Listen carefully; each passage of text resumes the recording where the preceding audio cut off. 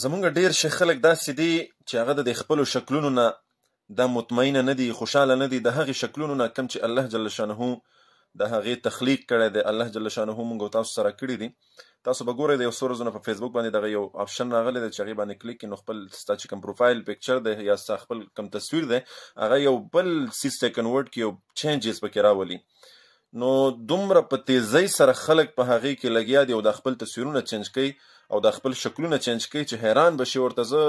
زه خو ډېر انتهایی حیران کړی یم چې دا خلک ولې د هغې شکل نه مطمئن نه دي، د هغې مخ او د هغې صورت نه مطمئن نه دي، د کم تخلیق چې الله جل شانه په خپله باندې کړی دی او د کم تخلیق په باره کې چې الله جل شانه فرمایي لقد خلقنا الانسان فی احسن تقویم. الله د دې نه مخکې یو څو قسمونه خوري په قرآن کې، د هغې نه پس دا خبره ډېره په تحقیق سره کوي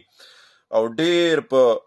زورنی سره دا خبره الله جل شانه کوي چې بېشکه ما د انسان تخلیق دا ډېر په بهترین احسن انداز کې کړی دی، خو انسان افسوس هغه د دغې شکل نه د دغې نظام نه الله جل شانه چې کوم موږ ته راکړی د دې نه مطمئن نه دی او د غیرو په دغه څیز کې نښتی دی.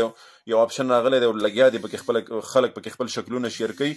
عام او خاص ټول پکې لګیا دي. او یو د نقصان خبره درته زه وښیم، اوس هغې کې دا یو سیسټم دی چې کله ته په هغې باندې کلیک کې او ستا په مخ باندې ګیره وي او هغه تصویر کله هلته لاړ شي نو اټومیټیکلی ستا د مخ نه ګیره لرې کړي. یعنې دا غیر په دې کې لګېدلي چې دا مسلمانان وګورو چې دا څومره د خپل شکل نه او د خپلو سنتو نه مطمئن دي او څومره نه دي مطمئن، او بیا هغه تصویر په تیزۍ سره په خپل پروفایل باندې هم شیر کوي، د خپل سوشل میډیا چې کوم پلیټ فارمز دي هغې نه هم شیر کوي. ما ته ډېر مخې ته راغو نو ځکه مې ضروري وګڼل چې په دې باندې یو څو خبرې تاسو وکړم. ګورئ په دې خپل حالاتو باندې شکر وباسئ. غیر او دغه رنګې دا غیر مسلم او نان مسلم چې څومره خلک د ځان نه مه جوړوي چې څوک د ځان نه خره جوړوي او څوک د ځان نه سپي جوړوي، هغې خو خلاص دي د دې هر څه نه. هغې خو چې څه غواړي اذا لم تستحي فاصنع ما شئت،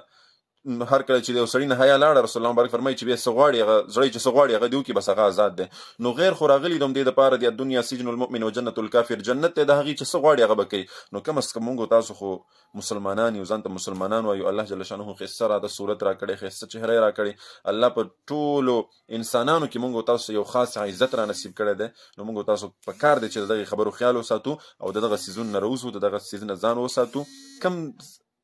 مخ او کم صورت چې الله راکړی په دې باندې د الله ډېر شکر وباسو.